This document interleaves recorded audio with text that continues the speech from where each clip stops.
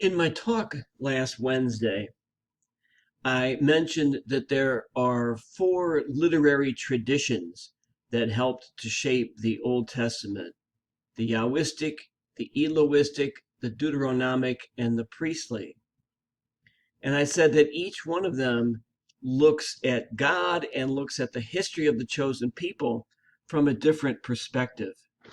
I want to give an example of a difference between the Yahwistic tradition, the J tradition, and the Elohistic tradition uh, by looking at God as God is depicted in the second chapter of Genesis, which is the way the Yahwist portrays him, and the way God is portrayed in the 19th chapter of the book of Exodus by the Elohist.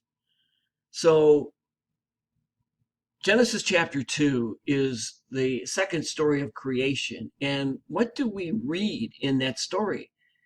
That God creates a man from the dust of the earth. And then he plants a garden for the man and the woman. He forms the woman from the rib of the man. He walks with them in the cool of the evening. After they commit their sin, God looks for them. He can't find them at first because they have hidden.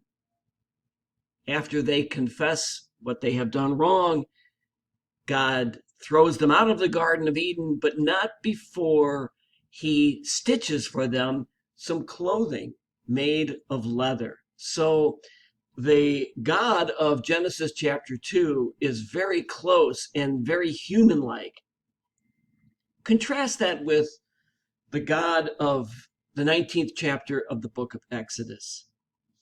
This is the moment when God comes to visit his people in the wilderness and give them the 10 commandments. When you read Exodus 19, you can see quite graphically that God is mysterious. God appears only in the presence of earthquake, thunder, lightning, clouds, and smoke. This is a very different God. This is not a God who walks with his people in the cool of the evening. This is the God about whom it was said that to behold the face of God, to look God in the eye, would mean to die. So this is just a small example of the two of the ways, rather, in which God is portrayed by two of the four literary traditions of the Old Testament.